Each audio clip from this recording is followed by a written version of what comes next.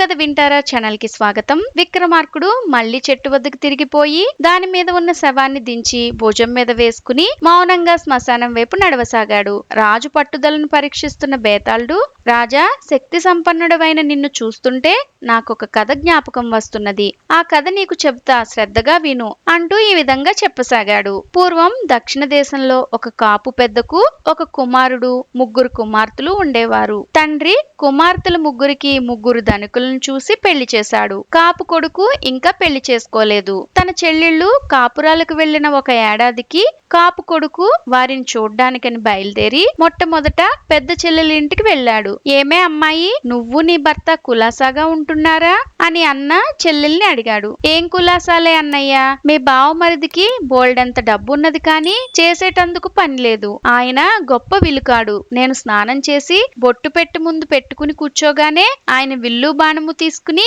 నా బులాకి కేసి కొడతాడు. పొరపాటున గురితప్పి బాణం నాకు తగులుతుందేమోనని ఎప్పుడూ భయపడి చేస్తున్నాను. ప్రాణాల అరచేత పట్టుకుని బతుకుతున్నాను అనుకో అని చెల్లెలు అన్నతో చెప్పుకున్నది. అదా సంగతి, నీ మొగుడికి నేను పని కల్పిస్తాలే, భయపడకు అని చెప్పి కాపు కొడుకు రెండో చెల్లెల్ని చూడబోయాడు.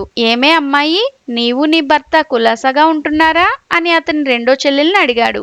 ఏం కులాసాలే అన్నయ్య, మీ బావమరిదికి బోల్డంత డబ్బు ఉన్నది కానీ చేసేటందుకు పని లేదు. ఆయనకు దివ్య దృష్టి ఉన్నది. 3 లోకాల్లో ఎక్కడ ఏం జరుగుతున్నా ఆయనకు కనిపిస్తుంది. అస్తమానం ఇంద్రలోకంలో జరిగే రంభా, ఊర్వశి మొదలైన వాళ్ళ నృత్యాలు చూసి ఆనందిస్తూ ఉంటాడు. మన ప్రపంచంలో ఉండనే ఉండడు. ఏం చేయాలో నాకు పాల్పోవడం లేదు అని రెండో చెల్లెలు తన అన్నతో చెప్పుకున్నది. అదా సంగతి, నీ మొగుడికి నేను పని కల్పిస్తాలే, దిగులు పడకు అంటూ కాపు కొడుకు తన కడగొట్టు చెల్లెల్ని చూడబోయాడు. ఏమే అమ్మాయి, నీవు నీ భర్త కులాసాగా ఉంటున్నారా అని అతను ఆఖరి చెల్లెల్ని అడిగాడు. ఏం కులాసాలే అన్నయ్య, మీ బావమరిదికి బోల్డంత డబ్బు ఉన్నది కానీ చేసేటందుకు పని లేదు. ఆయన వాయువేగ మనోవేగాలతో పరిగెత్తగలడు. పొద్దున్నే లేస్తూనే కాశీకి పరిగెత్తి విశ్వేశ్వరాలయంలో దీపారాధన చేస్తాడు. అక్కడి నుంచి రామేశ్వరానికి పరిగెత్తి అక్కడ దీపారాధన చేస్తాడు. ఆ తరువాత తూర్పు సముద్రానికి పడమటి సముద్రానికి వెళ్లి స్నానాలు చేసి రాత్రికి ఇల్లు చేరుతాడు.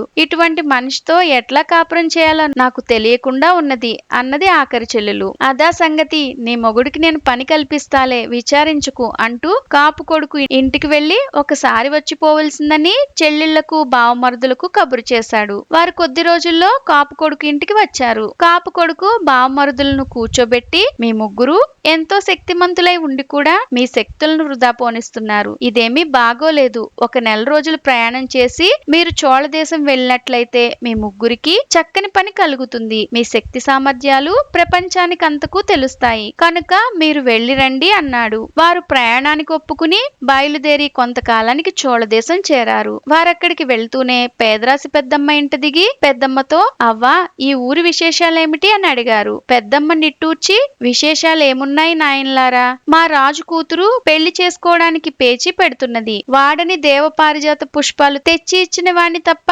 మరెవర్ని ఆమె పెళ్లాడదట.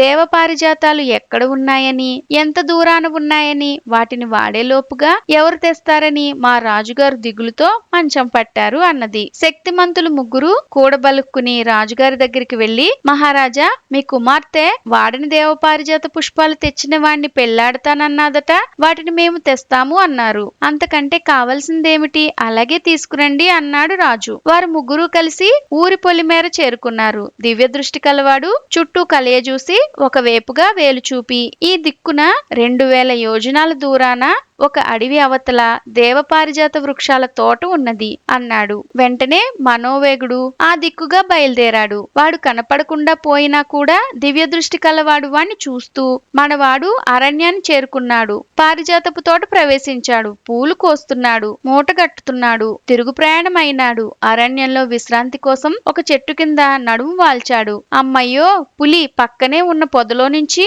మనవాణ్ణి చూస్తున్నది అని వాపోసాగాడు. ఎటుగా ఉన్నదా పులి వేలితో చూపు, తక్షణమే దాన్ని హతమారుస్తాను అన్నాడు గురికలవాడు. దివ్య దృష్టి కలవాడు పులి ఉన్న దిక్కుగా వేలు పెట్టి చూపాడు. మరుక్షణం గురికలవాడు బాణం ఎక్కుపెట్టి వదిలాడు. ఆ దెబ్బకు పులి చచ్చింది. దాని అరుపుకు మనవాడు లేచాడు. బయలుదేరి వచ్చేస్తున్నాడు. ఇక భయం లేదు అన్నాడు దివ్య దృష్టి కలవాడు. మరి కొంచెం సేపటికి మనోవేగుడు దేవపారిజాత పుష్పాలతో తిరిగి రానే వచ్చాడు. ముగ్గురు కలిసి రాజుగారి వద్దకు పూలు పట్టుకుపోయి, మహారాజా, వాడని దేవపారిజాత పుష్పాలు తెచ్చాం అన్నారు. రాజు నిర్ఘాంతపోయి, వీటిని మీలో ఎవరు తెచ్చారు అని అడిగాడు. కనిపించటం లేదా? మేం ముగ్గురం తెచ్చాం అన్నారు వారు. రాజు అయోమయంలో పడిపోయాడు. తన కూతుర్ని ఆ ముగ్గురులో ఎవరికిచ్చి చేయాలో రాజుకి తోచలేదు. బేతాళుడికి కథ చెప్పి, రాజా, ఆ ముగ్గురులో రాజకుమార్తెను చేసుకోవడానికి ఎవరు అర్హుడో చెప్పు. తెలిసి కూడా సమాధానం చెప్పకపోయావో తల పగిలిపోతుంది అన్నాడు. రాజకుమార్తెను పెళ్లాడడానికి ముగ్గురు అర్హులు కారు. వారు